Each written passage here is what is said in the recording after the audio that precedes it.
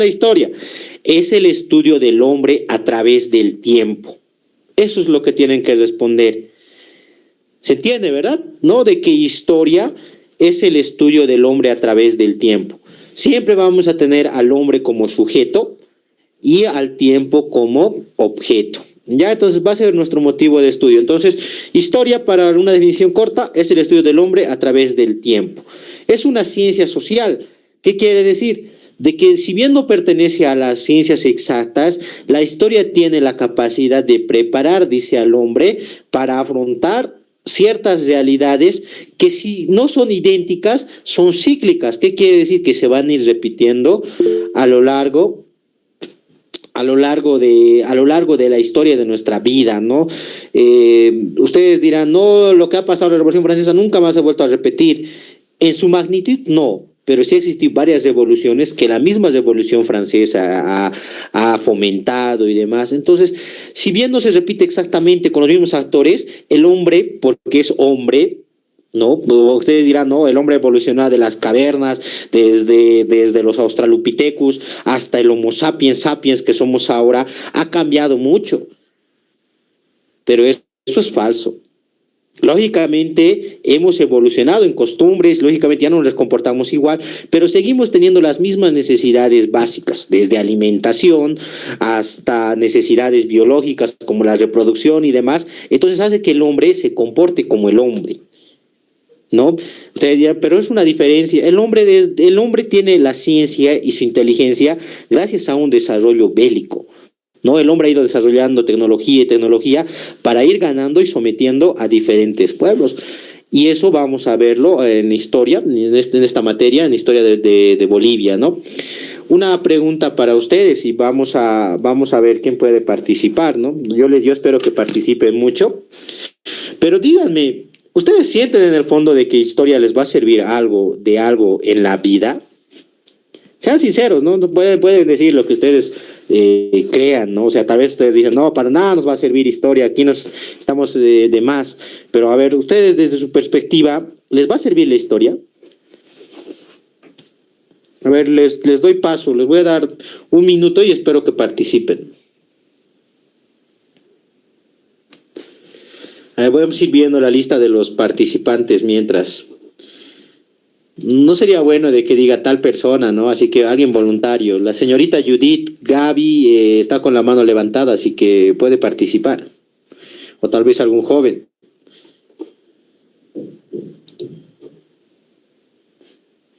¿Nadie, jóvenes, señoritas? ¿Por qué hay timidez en la vía del internet?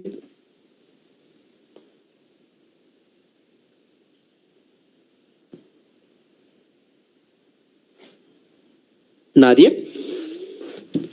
Es curiosa la modalidad del internet, ¿no? Bueno, yo creo que ustedes mismos saben de que, como el ingeniero les iba diciendo, van a utilizar bastante esta materia, ¿no? Las ciencias sociales van a ser las más utilizadas generalmente en los exámenes. Y si bien solo ahorita estamos aprendiendo para sus postulaciones, en la vida diaria nos ayuda a entender el comportamiento del hombre a lo largo de su historia, ¿no? Había algunos filósofos que decían que el hombre, por más de que se lo mueva de un lugar a otro, siempre va a mantener esa teorización de basarse en historia para tener los sentimientos modernos. ¿Qué quiere decir? Por ejemplo, cuando nosotros decimos, miren, y está mal, por si acaso, pero van a ver que hay resentimiento con los chilenos, ¿no? Por ejemplo, decimos, ¿por qué dices a los chilenos? Es que nos han robado el mar. Entonces, ¿cómo tú sabes que de verdad nos han robado el mar? Entonces ahí se llama a la historia para decir, mira, ¿sabes qué ha sucedido los hechos, esto? Esa es la razón por la que vamos a odiarlos. Entonces, lógicamente está mal ese sentimiento de odio, pero nos ayuda a entender un poquito por qué nuestros antepasados nos han dicho, tienes que odiar a los chilenos. Entonces, la historia, jóvenes, siempre les va a servir, siempre, en lo que vayan a hacer, en los conocimientos y demás.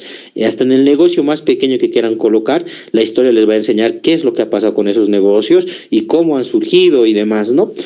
Bueno, para ya no hacer mucho hincapié en lo que es la historia y su relación con nosotros, vamos a empezar revisando lo que es la historia de Bolivia. Primero tenemos que respondernos una pregunta, ¿no? Que es una pregunta que se basa en cómo se pobló América. ¿De dónde nace el hombre americano y por ende, de dónde nace el hombre boliviano, ¿no? El hombre boliviano. Y eso vamos a tener que respondernos. Primero, hay que hacer una aclaración. Si bien existen diferentes grupos de hombres que van a aparecer a lo largo de la historia, el hombre que va a llegar a poblar América solo va a ser el Homo sapiens sapiens. No hay otro hombre antecesor, no hay Homo erectus, Homo habilis, alguna Australopithecus, no. El único que llega a América va a ser el Homo sapiens, ¿ya? Y al preguntarnos cómo se pobló América, tenemos que investigar cuáles son las teorías de cómo el hombre llegó a América. La primera teoría es conocida como teoría autóctona y fue planteado por el señor Florentino Ameghino. Este señor era un argentino que al haber hallado algunos de estos fósiles, como una bóveda de cráneo, un fémur y algunas vértebras, él hace su datación, ¿no?, con restos de animales que estaban junto a estos, y dice que el hombre americano había aparecido en la terciaria. ¿Qué quería decir con esto de que el hombre ha aparecido en la terciaria? Estaba estipulando de que el hombre se había originado en América y no como hasta entonces se había dicho de que el hombre había surgido en África. No, siempre vamos a ver que el surgimiento del hombre está en África. Y entonces, ¿por qué variaba? Porque en África el hombre aparece en el Cuaternario, en el Pleistoceno, y Florentino Ameghino estaba diciendo que el hombre en América había aparecido en la terciaria. Estábamos hablando de millones de años de diferencia que hacían de que el primer hombre sea en América, que haya surgido en América. Pero esta teoría, la teoría de Florentino Ameghino, va a ser descartada, porque al hacer las pruebas de radiocarbono, si bien los huesos databan de por lo menos 10.000 años de antigüedad, no comprendían a los millones de años que él había dicho.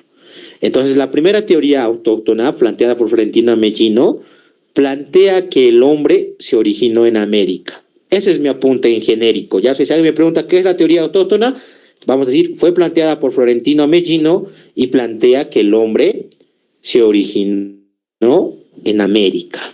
Nada más. Ese es el apunte. Todo lo que están viendo ahí está muy bonito y todo, pero ese es el resumen que ustedes tienen que dominar sobre la teoría autóctona. Luego de la teoría autóctona tenemos la teoría inmigracionista. Esta teoría está compuesta por 4 hipótesis o teorías de cómo el hombre llegó a América. ¿Hasta ahí estamos bien? ¿Hay alguna duda? Bueno, espero que no. Y bueno, aquí es el momento para sacarnos cualquier duda que ustedes vayan a tener. ¿Ya? La primera teoría va a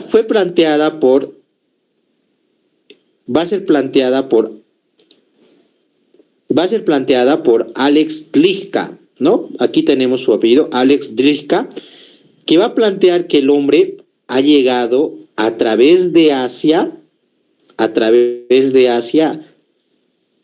pasando por el estrecho de Bering, lo que estamos viendo ahí, pasando por el estrecho de Bering, y llega a América. Entonces, la primera teoría dice de origen asiático, plantea que el hombre migra desde Asia por el estrecho de Bering hacia América. ¿Qué quiere decir eso? Que el hombre americano es pues un hombre más pariente de los asiáticos que de los europeos. ¿Por qué?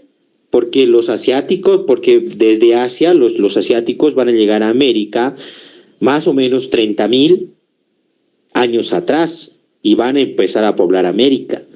¿Cuáles son las pruebas que sustentan esta teoría y que el señor Alex Drijka planteó?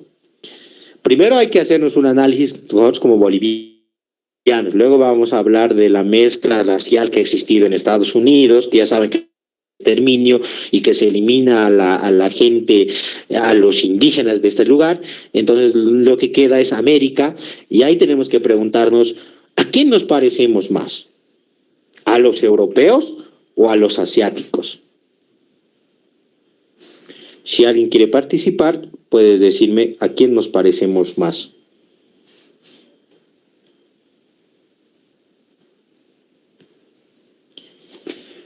No sé, yo quisiera ver a quién supuestamente se parecen, se van a parecer más ustedes como jóvenes.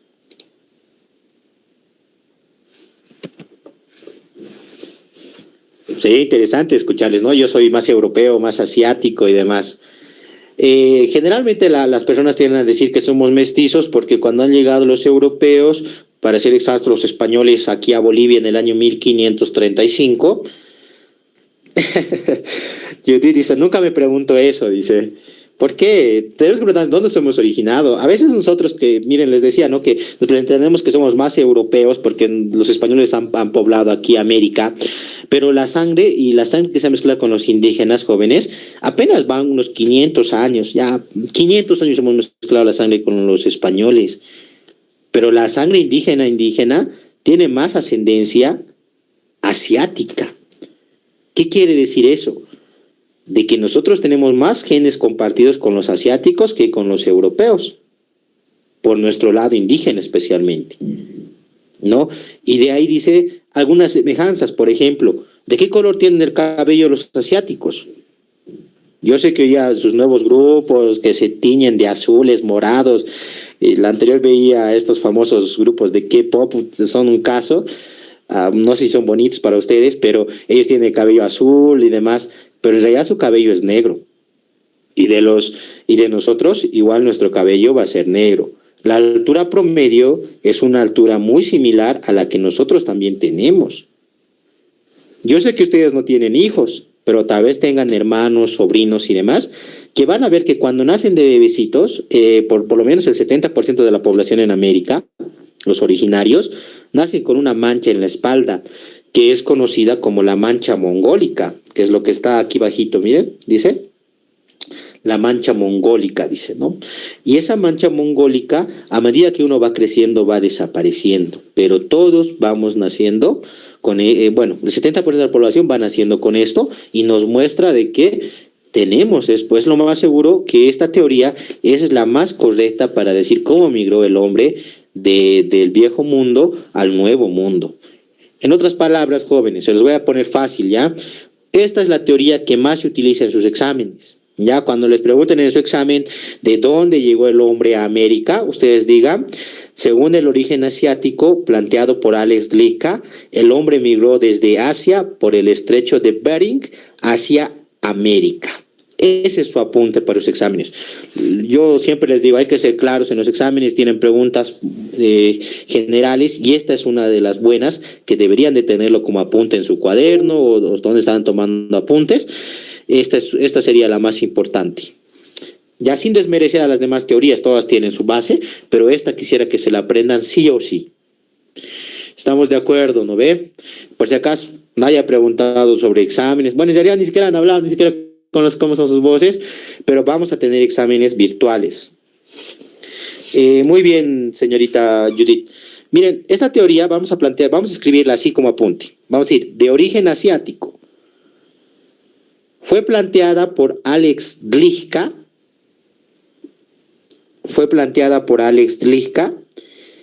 Y plantea que el hombre americano llegó desde Asia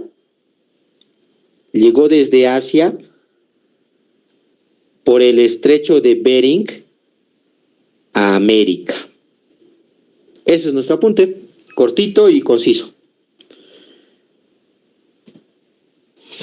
Muy bien. La otra teoría, de origen australiano. Esta teoría va a ser planteada por Méndez Correia. ¿Y qué plantea este señor Méndez Correia? Miren, Méndez Méndez Correia va a plantear de que el hombre en la última gran glaciación, ¿no? Va a poder cruzar, dice, por Australia, miren, desde Australia se va a venir, va a bajar a la Antártida y caminando va a llegar a la Patagonia de Argentina y de esa manera va a empezar a poblar América.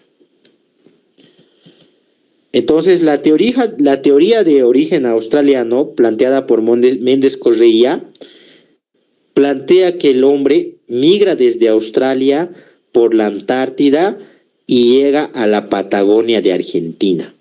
Ese es mi resumen. No hay más cortito que eso, ¿no ve? La teoría de origen australiano, planteada por Méndez Correia, dice que el hombre migra desde Australia por la Antártida hacia la Patagonia de Argentina. Lo que veíamos en el mapa, ya que les quede claro. Bajamos desde Australia, entramos a la Antártida, que vendría siendo todo este lugar, y caminando vamos a llegar a la Patagonia y empieza el poblamiento de América. Nuevamente, siempre hay que ver cuáles son las pruebas que tiene, dice, ¿no? Nuevamente nos va a decir, yo sé que hoy día ustedes van a visitar a Australia, si algún día van, ¿no? Van a ir a ver y van a ver a australianos de esos chocazos de 2 metros, de piel clara, tal vez estoy exagerando un poquito con la altura, de piel clara, ojos celestes, y las mujeres igual de una consistencia blancona, una piel muy clara y demás. Entonces no coincidirían, ¿no?, con nosotros y nuestras realidades, especialmente de los pueblos andinos, pero dicen que esa gente que actualmente vive igual han migrado, especialmente de Inglaterra, y han poblado este lugar, porque los habitantes originarios son como los que están viendo en imágenes, ¿no? Están viendo a ese señor que está queriendo casar y si le ven tiene el cabello negro, no tiene una altura, no debe ser superior la altura a los 1,70 y bueno, y la piel la tiene cobriza, ¿no? O sea, bronceada. Entonces va a decir, así eran los hombres en ese momento, y va a decir la similitud lingüística que va a existir entre los australianos y los pueblos especialmente de América del Sur. Miren, como ejemplo, alguna vez ustedes han debido escuchar de Contiki Viracocha, que es el nombre del dios creador de los incas. Entonces allá en Australia, pero ya esto en las islas melanésicas, va a existir un dios que se va a llamar Tiki. Entonces van a hacer esa relación, no van a decir palabras que en quechua se pronuncian, también existen en este lugar, y van a relacionar también, dice, las semejanzas lingüísticas entre entre Australia y América, especialmente América del Sur. ¿Ya? ¿Ha quedado claro hasta ahí? Denme un like, por lo menos ya si estamos bien. Licenciado, una consulta. Yo tenía conocimiento de que era por las islas polinésicas, eso de Contis y Huiracocha. Ya, muy bien. En realidad, miren, esto va a ser curioso con respecto a los incas. Se le atribuye los viajes al Inca Yupanqui, que había visitado no solo las islas melanésicas, sino también las islas polinésicas, y donde va a edificar construcciones muy parecidas a Sacsayhuamán. Es posible, miren, el dios Tiki, es posible que haya sido llamado en toda esa región, ¿no? En toda la región de la polinésica y la melanésica, donde va a aparecer. Pues están muy cerca de todas formas el grupo de islas. Hablando sobre... licenciado, yo creo que conozco, las islas están, o sea, lo que es la melanésica y la polinesia, estamos hablando de, si no me equivoco, de la corriente tropical y la corriente central. Estamos hablando sobre la Patagonia y Centroamérica. No son tan cercanas o... Quisiera que responda a mi duda. Muy bien, señorita. Miren, aquí tenemos, justamente había venido, ¿no? Miren, si se fijan, hay una línea roja que va a hablarnos sobre la teoría polinésica, ¿no? Que es la siguiente teoría. Hablando, miren, de lo que su compañera consulta, ¿no? Vamos a hablar del origen melanésico y del origen polinésico, que serían la C y la D, ¿no? Entonces, primero, si están tomando apuntes, entonces vamos a decir que en el inciso C, de origen melanésico, y en el inciso D, de origen polinésico. Van a ser planteadas ambas teorías por el señor Paul Rivet, y en este caso, primero revisemos el polinésico, ¿no? Tenemos en el mapa. En este caso de la teoría que va a plantear Paul Rivet, estas vendrían siendo las islas polinésicas. Y es verdad lo que dice su compañera, las corrientes marinas son las que van a favorecer al hacer el recorrido. ¿Cómo plantea Paul Rivet de que han hecho este recorrido los indígenas? Lo que plantea es que han utilizado barcazas o barcos muy rústicos, y gracias a las corrientes marinas van a poder atravesar el Océano Pacífico. En algún caso, Paul Rivet plantea de que cuando en la teoría polinésica plantea que van a llegar a la isla de Pascua, ¿no? Y ahí vamos a ver esas imágenes, esas cabezas gigantes de piedra que van a estar en este lugar. Y en otro caso va a decir que es muy posible que también se hayan ido directamente hacia el continente de América del Sur. Y en el caso de, vamos a irnos a la teoría melanésica, este va a plantear de que se va a hacer un viaje desde, aquí nos da el nombre de las islas, ¿ya? Aquí si ustedes vean en la diapositiva nos dice, ¿no? La Melanesia es una región insular de Oceanía conformada por las islas de Nueva Guinea, Nueva Caledonia, Nuevas Hébridas y Fiji, ¿no? Entonces va a decir que desde estas islas, ¿no? Que van a ser las que están, miren un poquito, tal vez el mapa es un poquito, no es tan específico, pero van a ser en este grupo de islas, ¿no? Más o menos acá, donde creo que el mouse se mueve un poquito lento, de donde van a salir, y va a plantear que en lugar de llegar, dice, directamente a la isla de Pascua, América del Sur, van a llegar a América Central. En ambas teorías, Paul Rivet plantea que son diversos los lugares donde podían llegar, y eso depende mucho a las corrientes marinas en las que vayan a meterse los polinésicos y los melanésicos, ¿no? Y van a llegar de esa manera a América. Entonces, como apunte corto en este caso de la C y la D, vamos a decir de que Paul Rivet plantea que desde las islas polinésicas y las islas melanésicas, y gracias a las corrientes marinas, el hombre del viejo mundo va a llegar hasta América. ¿Cuáles son las pruebas ahora que nos va a dar señor Paul Rivet? Nuevamente, jóvenes, nos va a decir las semejanzas lingüísticas, y por eso ahora su compañera de muy buen aporte, ¿no? sobre la similaridad con Tizi Viracocha y del Tiki y demás. Entonces va a ser, digamos, va a tener esa prueba nuevamente de la relación entre especialmente el idioma quechua y los idiomas que se hablan en estas regiones. Y aquí le va a meter, aquí le va a colocar algo igual muy interesante, que son las semejanzas culturales. ¿A qué se refiere las semejanzas culturales? Se va a referir a tradiciones que se van a vivir, y no solo en Australia, sino también en África, en América, que son muy particulares y que no se van a ver, por ejemplo, en Europa, ¿no? Especialmente porque los grandes de Europa, Roma, griegos y demás, no van a realizar este tipo de tradiciones.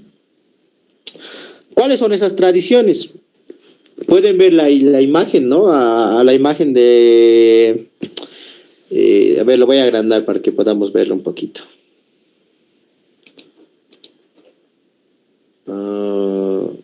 Está jugándose mi mouse, ¿ya? Ven a este señor, ¿no? Miren, está llevando una momia, ¿no? Una momia de algún familiar que tiene, y la van a llevar a hacer un ritual. Aquí, ¿en qué consiste ese ritual? Y miren, para las culturas del mundo, no solo para América o Europa, es una duda saber qué es lo que pasa luego de la muerte. Es curioso que muchos muchos, especialmente en África, en América, en Australia, perdón, en Oceanía, porque creo que estoy generalizando a Australia como Oceanía, van a tener la consideración de que la muerte es como transcender a una nueva vida, y por eso van a mantener a sus seres queridos en esta situación de momias. Y yo sé que hoy día tal vez en nuestro país ya no tenemos momias en nuestra casa, y a medias les digo eso porque en realidad la fiesta de las ñatitas, si bien no son momias, seguimos conservando los cráneos de nuestros, de personas, ¿no? Raro es el caso, pero sí hay casos de personas que conservan cráneos y huesos de sus familiares. Entonces van a decir las tradiciones culturales que existen, van a ser muy similares, ¿no? Van a momificar a sus seres y les van a hacer. Imagínense que todo esto, no sé si tengo aquí una imagen. Bueno, esta es otra, por ejemplo. Ustedes, todos los como bolivianos, celebramos lo que es Todos Santos. Imagínense todas esas tradiciones, pero en lugar de utilizar figuras de pan, vamos a llegar a utilizar los restos de nuestros antepasados. Por ejemplo, esta es una reafirmación de boda, ¿no?, que se ha hecho, y es muy, muy interesante, ¿no?, cómo le vistan a las personas y las sacan, y es algo normal, digamos, especialmente en África, y no es que estén menos evolucionados, como algún comentario leía cuando se publicaba la foto, sino es que simplemente es su tradición. Es como cuando hay católicos o cristianos que se persinan o que tienen sus tradiciones y demás.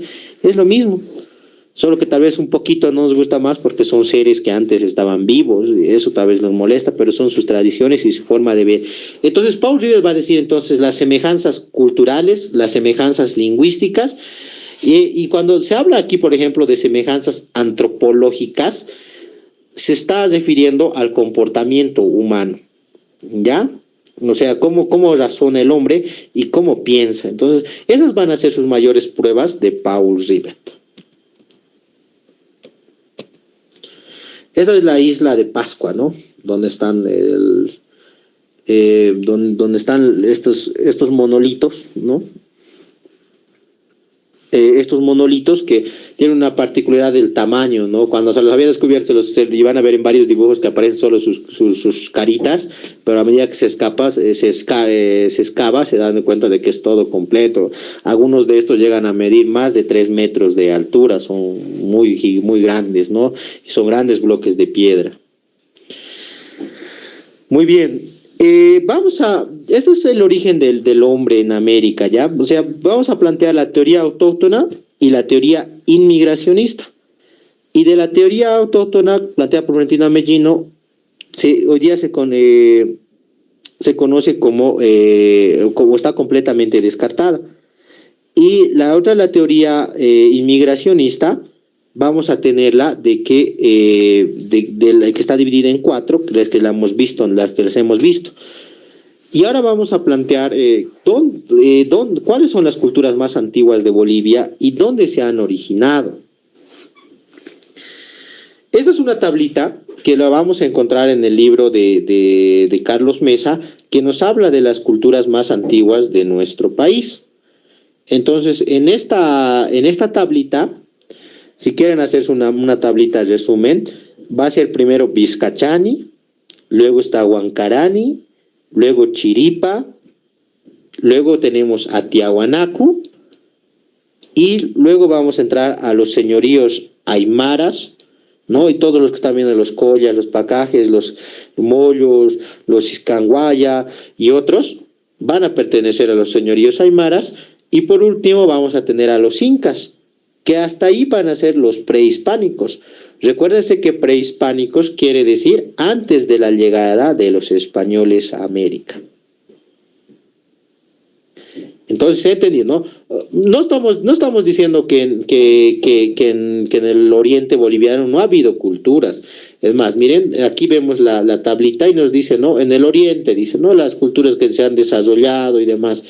pero las culturas que más han tenido un desarrollo cultural, tal vez por el mismo frío que conserva sus objetos y demás, van a darse en el occidente boliviano y, para ser claros, en el altiplano. Les repito, el orden es Vizcachani, Huancarani, Chiripa, Yaguanacu, Aymara e Incas.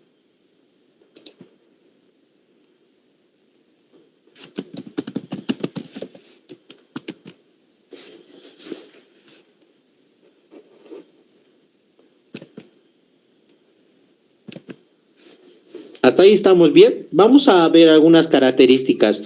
La cultura más antigua en nuestro país, ¿no? Va a ser la cultura vizcachani. Miren, esto después de ser una polémica, tal vez porque algunos de ustedes han llevado esto en el colegio y tal vez han leído a Ibasa Grasso. Ibasa Grasso plantea de que la cultura vizcachani ha estado hace 30.000 años atrás, 30.000 años antes de Cristo más o menos ha estado. Y va a ser muy radical, ¿no? Va a ser una teoría muy fuerte que tiene cierto sustento, pero generalmente la mayoría de los historiadores, arqueólogos, antropólogos, van a situar a esta cultura entre el 10.000 a 8.000 antes de Cristo. De todas formas, nadie le va a quitar que es la cultura más antigua de nuestro país. Veremos algunas características de esta cultura. Esto justamente es lo que Ibarra Grasso decía, ¿no? No se ve mi punterito, vamos a... Miren, dice la cultura vizcachani, descubierta por el arqueólogo argentino Ibarra Grasso, y sostiene, dice que más o menos la cultura va a tener unos 30.000 años de antigüedad. No vamos a leer todito eso, ¿ya? Pero vamos a ver sus características. Miren, la cultura vizcachani hizo pinturas rupestres, las que están viendo en este lado, libre interpretación, ¿no? Porque ellos van a recorrer varias partes de nuestro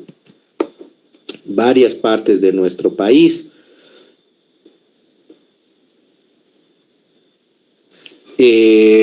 Varias partes de nuestro país, siendo 3 sitios principales, ya los sitios principales que va a tener la cultura vizcachani van a ser San Pablo de Lipes, luego vamos a tener el sur de Lipes y vamos a tener Jaihuaycú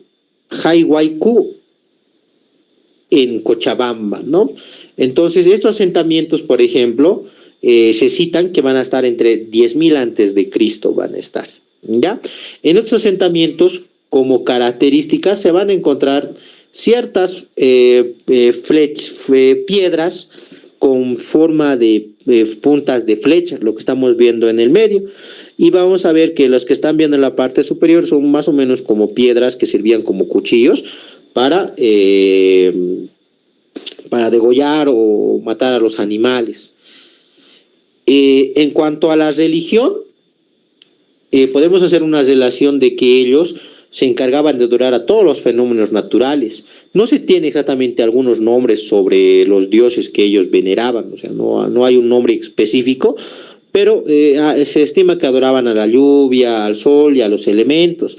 Generalmente los que causan más pánico, como el rayo, van a ser más considerados como sus dioses, ¿ya? En cuanto a arquitectura, se puede citar que tenían una vida nómada, así que aprovechaban los sitios que encontraban, generalmente cuevas o lugares donde podrían refugiarse. Como todo en el altiplano, si alguien pregunta, ¿no?, qué productos plantaban o cuál era su alimento, etcétera, generalmente se puede decir de que es la papa lo que van a consumir, papa y quinoa.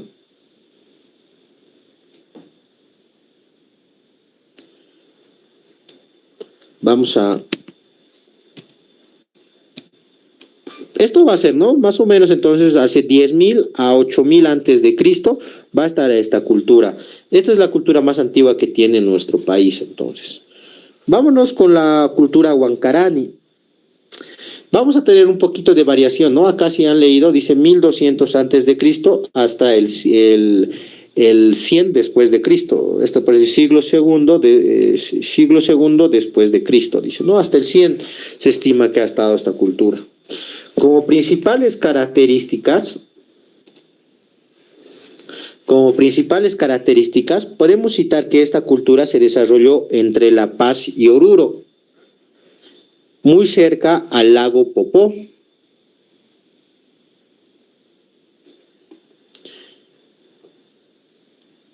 Tiene bastantes sitios arqueológicos que se han encontrado de esta cultura y por ende son 17 los sitios arqueológicos y en todos ellos se ha hecho recabación de información. Una de las características más importantes va a ser lo que están viendo, a ver, denme un segundito.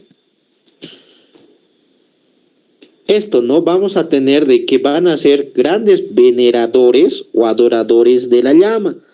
Van a tallar mucha piedra, ¿no? Van a tallar piedra y van a formar animal a la llama específicamente, y generalmente se identifican 3 tipos de tallados en piedra de la cultura huancarani. El primero es conocido como tipo naturalista. ¿Cuál es su diferencia? De que se intenta hacer a la llama tal y como se ve, ¿no? De ver sus rostros, sus ojitos, o sea, hacerlo lo más real posible. Y en el caso del tipo geométrico, ¿no? El que es el segundo que estamos viendo acá, si se dan de cuenta, utilizan figuras geométricas como los triángulos, los rectángulos y formas, por ejemplo, acá de circulares y demás, para intentar representar a la llama. Y en el último caso, jóvenes, en Huancarani, lo que se va a pretender es hacer un tipo plano. ¿Qué quiere decir esto? De que se va a tallar en una piedra, se va a intentar tallar. Miren, yo sé que esto parece no sé, yo creo que ustedes pueden verlo desde el celular, son como sus ojitos y como su boca.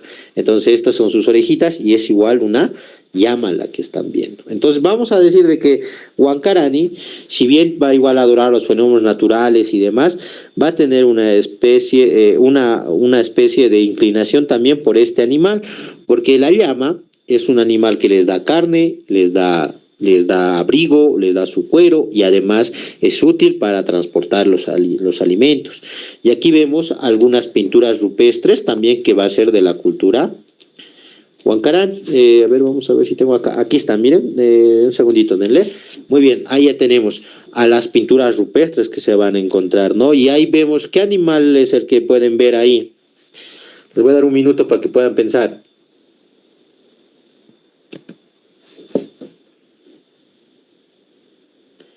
En este caso van a ser llamas las que vamos a ver en imágenes, ¿no? Vamos a ver una llamita, por ejemplo, acá hay otra llamita blanquita, a ver si me siguen aquí, yo creo que pueden ver, ¿no? ¿Ves? Es una llamita blanquita, aquí hay maneritos y demás, que seguramente representaba cómo pastoreaban a sus animales en ese momento.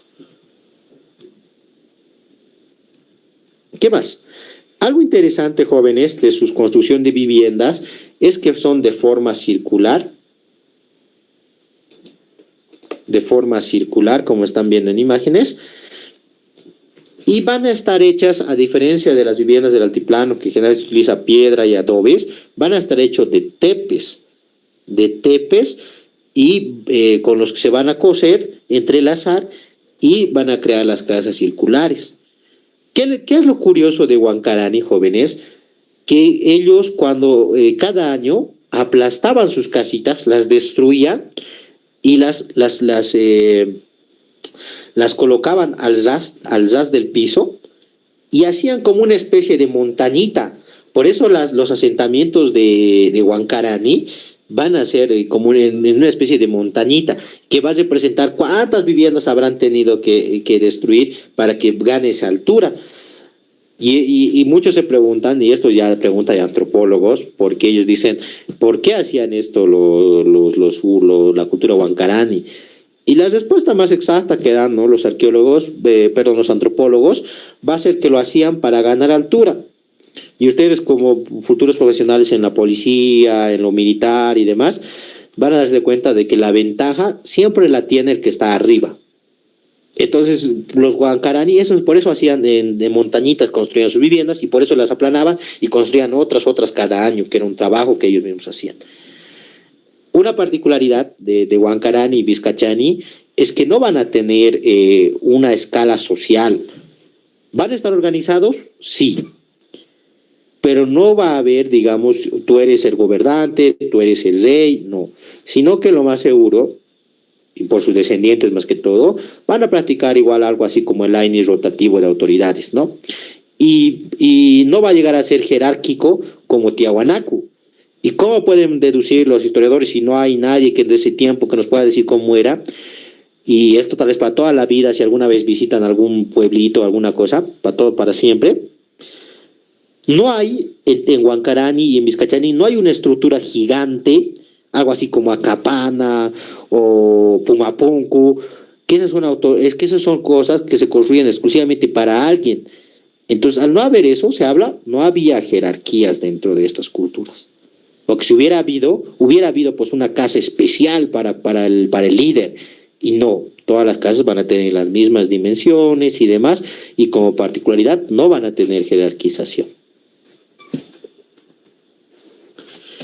¿Qué les parece hasta aquí las culturas más antiguas de nuestro país? Vamos a irnos ahora sí a la cultura chiripa, que es otra cultura que va a estar en nuestro territorio. Aquí vamos a utilizar una cronología muy interesante, ¿no?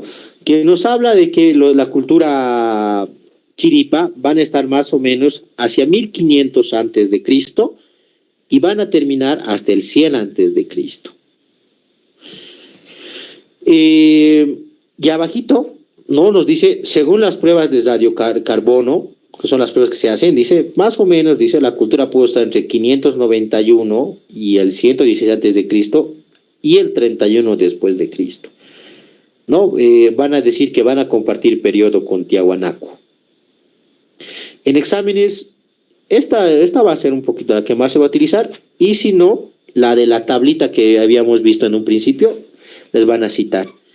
Si a mí me preguntaran cómo entrar en exámenes jóvenes, lo que les van a preguntar son cuáles son las culturas más antiguas de Bolivia. Por eso les he recalcado Vizcachani, Chiripa, Huancarani, Tiahuanacu, Aymaras e Incas, en ese orden cronológico. En algunos exámenes van a encontrar que a veces, no sé si está bien la palabra, pero le sacan o les alean a Vizcachani y aparecen Chiripa y Huancarani juntitos como las culturas más antiguas de nuestro país. O a veces es Vizcachani y Huancarani que aparecen como respuestas correctas, ¿no? Bueno, eso como particularidad antes de continuar. Luego vamos a ir a ver la ubicación geográfica. Ya la cultura chiripa se va a desarrollar en lo que hoy día se conoce como la península de Taraco.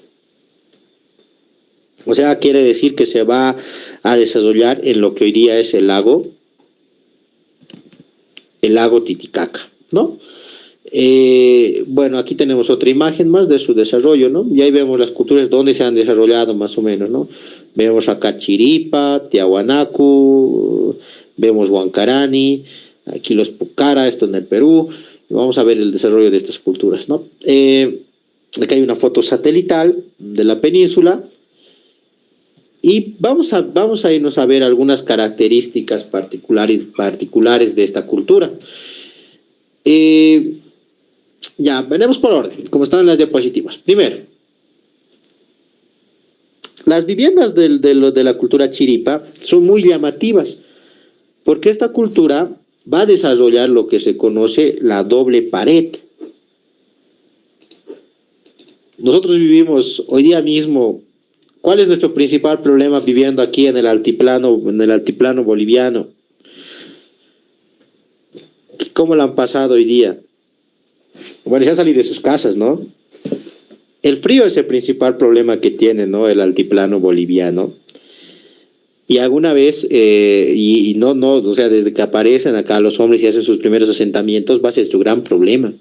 Entonces, para luchar en contra de ese frío, la cultura chiripa va a crear lo que son las dobles paredes. Si ustedes ven en el dibujo, miren mi manito, están viendo ahí, ¿no ve? Esos huequitos, ese espacio que están viendo, es que hay una doble pared. Tenía dos funciones generalmente esta doble pared. Una era aislar el clima de adentro, o sea, aislar este clima interno, este que va a existir acá, con el exterior, y su otra función era mantenerse como un almacén para guardar lo que son los alimentos, porque se ha encontrado, bueno, esto tal vez ya no en Chiripa, sino en Tiahuanacu, en un sitio de Acapán, se han encontrado unos cuartos muy similares, donde se han encontrado chuñitos, hasta restos de carne y demás. Entonces se estima que ahí guardaban alimentos. Otra particularidad de esta cultura, aparte de construir sus paredes para las paredes dobles, ellos también fueron los primeros en construir puertas corredizas, ¿no? Y el año pasado esa fue una pregunta para la ANAPOL, ¿no? Que en su segundo examen les preguntaron cuál fue la cultura que desarrolló, que conocía las puertas corredizas. Entonces estaban refiriéndose a la cultura chiripa. ¿Cómo funcionan las puertas corredizas? Miren, de esta manera, aquí se colocaba la puerta y se movían de esa manera, ¿no? Van a disculpar, me está un poco lento. Entonces, en este lugar se abría y se cerraba la puerta. Otra curiosidad, también no estaba en exámenes, es también que la cultura chiripa fueron los primeros en desarrollar la calefacción. ¿Cómo habrán desarrollado la calefacción? Con algo muy sencillo, jóvenes. Lo que hacía la cultura era simplemente construir su cocina en el medio. Y así cuando apagaban, el calor que había provocado por cocinar los alimentos, en la noche no se dispersaba. Sumado a la doble pared, el clima quedaba aislado dentro de la vivienda. Esta es una recreación de cómo se creen que se veían las casas y la plaza principal de la cultura chiripa. Siempre van a estar construidas hacia un templete semisubterráneo, como el que están viendo, donde va a estar alguno de sus dioses que van a venerar. En el caso, generalmente, vamos a ver más adelante que está en una que es de Viracocha, y sus puertas siempre van a estar apuntando hacia el lado hacia la plaza. ¿Por qué no hacia afuera, hacia otros lados las vistas? Es porque cuando una cultura les ataque, tengan que entrar por esos espacios que están viendo entre casa y casa, y ahí puedan defenderse y pelear. Y así no importaba el número de hombres que atacaban, porque de uno en uno tenían que ir entrando y y de esa manera podían defenderse, ¿no? de los ataques. Muy bien, otra cosa, dice, ¿no? Se construían, dice, un montículo artificial, igual que la cultura huancarani, buscaban lugares elevados para construir sus viviendas. Así más o menos, jóvenes. Cuando les decía que la cultura vizcachani, no sé si me están siguiendo, este es el montículo donde van a acabar construyéndolo. Y la cultura, una vez que ya ha pasado un año, la cultura, en el caso huancarani, destruían sus casitas y las aplanaban y ganaban más altura. En el caso de los chiripas, se estima que hacían lo mismo, destruían sus casitas y ganaban más altura, y sobre eso se iba construyendo una y otra vivienda. Recuérdense que hay varios sitios arqueológicos de Chiripa, ¿no? Taraco es el principal, pero hay otros sitios también, su construcción. Entonces vamos a ver esa observación. No, este es el sitio arqueológico de la cultura chiripa en la península de Taraco, ¿no? Como ustedes pueden ver, es muy similar al templete semisubterráneo que se ve en Tiahuanacu, y vemos la construcción, ¿no? Que están las piedras paradas como guías.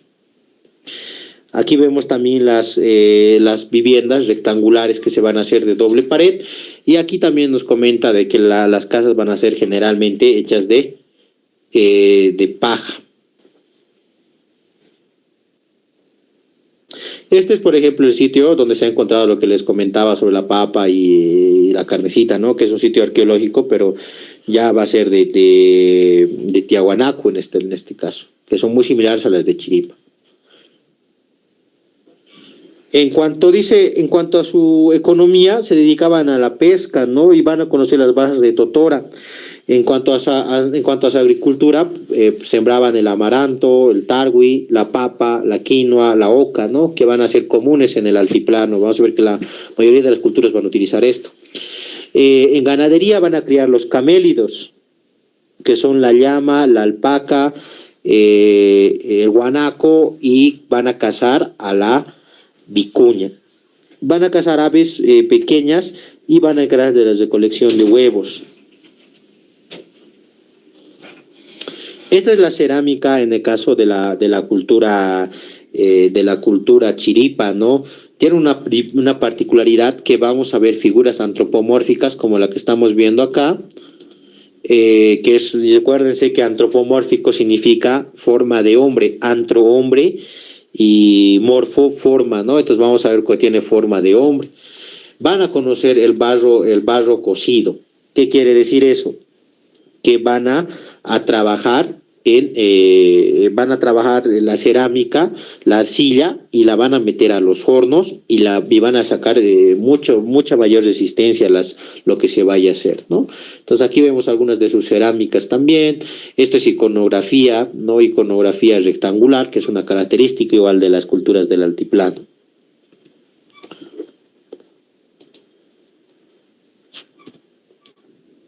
Cuando les mencionaba, ¿no? Las deidades jóvenes, nuevamente, decimos que van a adorar a los fenómenos naturales. Pero acá va a ser una especie, va a detallar de que los dioses adorados van a ser, por ejemplo, el sol, y va a ser el dios creador. Miren, este es el viracocha de la cultura chiripa. Y el que está ahorita, a ver, donde está mi manito, donde está moviéndose mi manito, ese es el viracocha o el contiqui de Tiahuanaco, del depende subterráneo. Y el que está acá, donde la manito que se mueve, no sé. El segundo, más claro, si vale el término, va a ser el viracocha de los chiripas. Y se sabe que estas culturas estaban, digamos, de alguna manera, eran contemporáneas. ¿Por qué? Fíjense el símbolo de las manos. Tiene una mano en el pecho y la otra en el vientre. Y fíjense, las dos esculturas van a tener este simbolismo. Entonces, ese es un símbolo de bienestar con el que generalmente se saludan a veces hasta la actualidad los pueblos aymaras y demás. Entonces, va a mostrar una relación, como decía, una relación comercial, una relación contemporánea con los tiahuanacotas.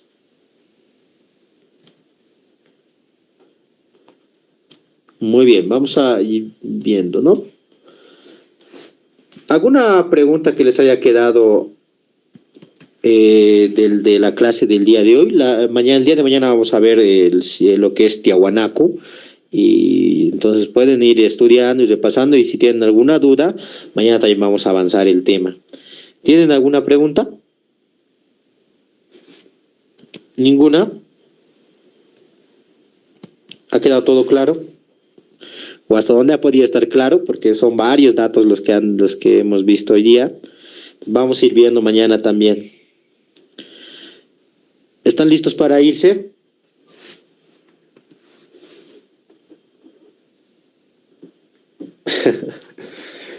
Muy bien, jóvenes. Nos vamos a ver entonces el día de mañana en el mismo horario. Y ahí mañana vamos a llevar lo que es Tiahuanaco y vamos a intentar aprender cuáles son sus características, etcétera. ¿Ya? ¿No hay ninguna pregunta? Si no hay ninguna pregunta, se pueden ir desconectando y nos veríamos el día de mañana.